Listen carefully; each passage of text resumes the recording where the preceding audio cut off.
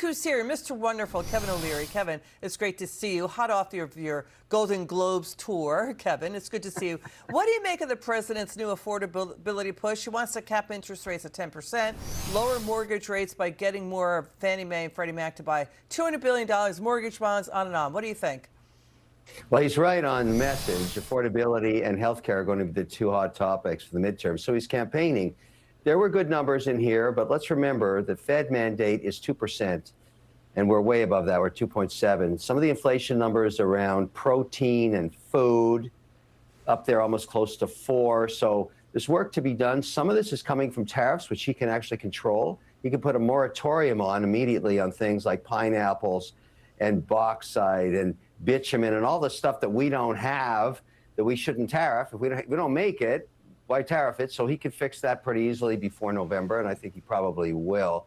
The one nasty little number that you don't have up on that screen is electricity, up over 6%. We got a problem brewing. The grid is tapped out in America. The Chinese have put on 500 gigawatts of power through coal-burning plants in the last 18 months, and we have brought 0 into our grid. So we got a problem. It's a federal problem called FERC. So if I build a power plant in a state where I can get nat gas, and I'm trying to do that right now, I get FERC'd because I can't put it onto the grid. We got to fix. Who wants to get FERC'd?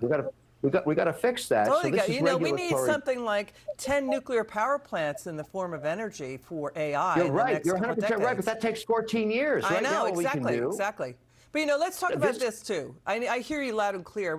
I want to do more in reporting on what you're talking about. But there's also this. The president is talking about a really quick turnaround.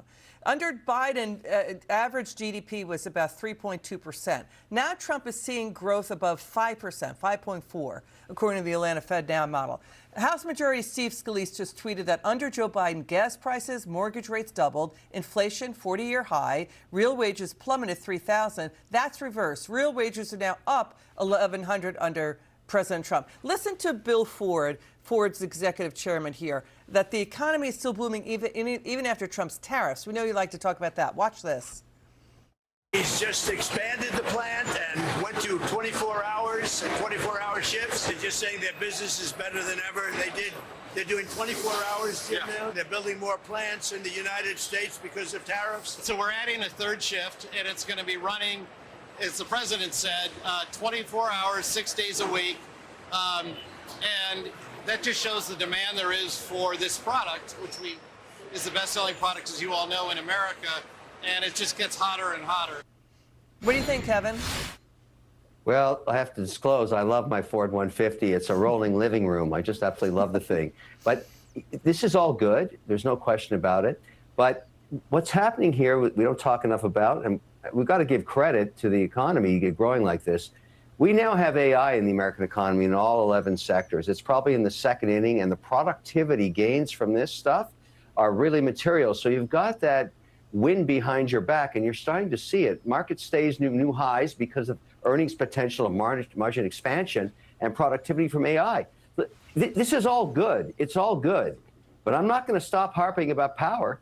If we don't have power, Ford can forget about 24 hours a day making cars. We got to get more power. I'm freaked out about the Chinese kicking our butts on power.